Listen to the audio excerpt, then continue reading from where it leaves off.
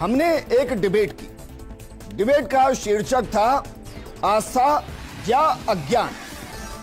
First India ने स्पष्ट किया कि इस पर अभी और शास्त्रार्थ होना बाकी है, तो हमने इस पर एक और डिबेट रखी। सोचा कि चलिए कुछ और पन्नों को खंगाला जाए, कुछ और पन्नों पर लिखी बातों को सामने लाया जाए, और इसके लिए हमने बाकायदा रामपाल के जो बाकायदा वेबसाइट है, जो मेल आईडी है, उस मेल आईडी पर हमने निवेदन किया और निवेदन करके कहा कि आप अपने किसी प्रवक्ता को भेजिए, किसी प्रतिनिधि को भेजिए, उसका मोबाइल नंबर साझा कीजिए, हम आपको भी इस डिबेट का हिस्सा बनाएंगे।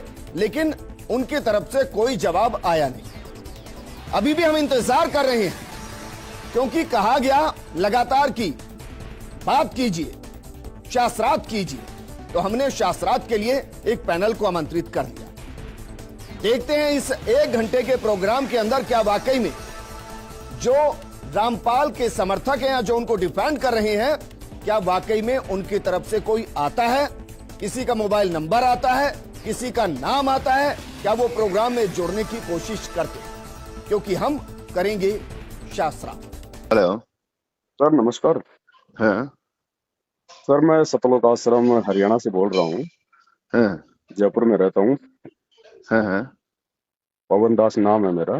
हाँ आजकल जो ये डिबेट चल रही है आस्था और श्रद्धा के नाम वाली, तो इस पे जो डिबेट रखी गई थी जो दूसरे दिन, उसमें कोई सतलोक आश्रम की तरफ से कोई मेल या कोई फोन आया है या फिर नहीं आया?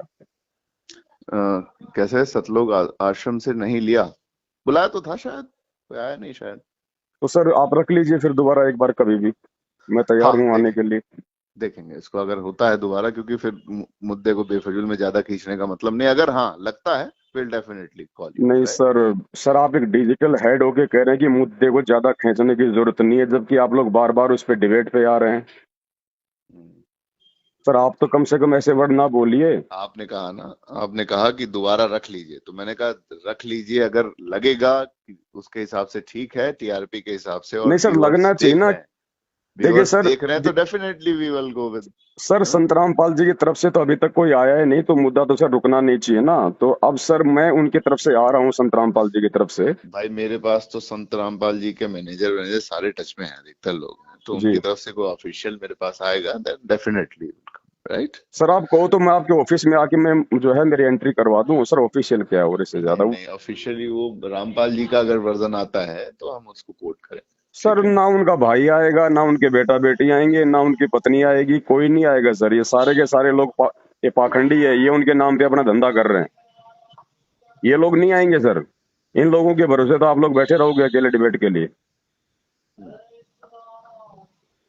सर मैं जयपुर में रहता हूँ, मेरा नाम पवन दास है, मैं संत रामपाल जी का फॉलोवर हूँ, और मैं सर डिबेट करने के लिए तैयार हूँ, चाहे कोई भी मुद्दा क्यों ना हो।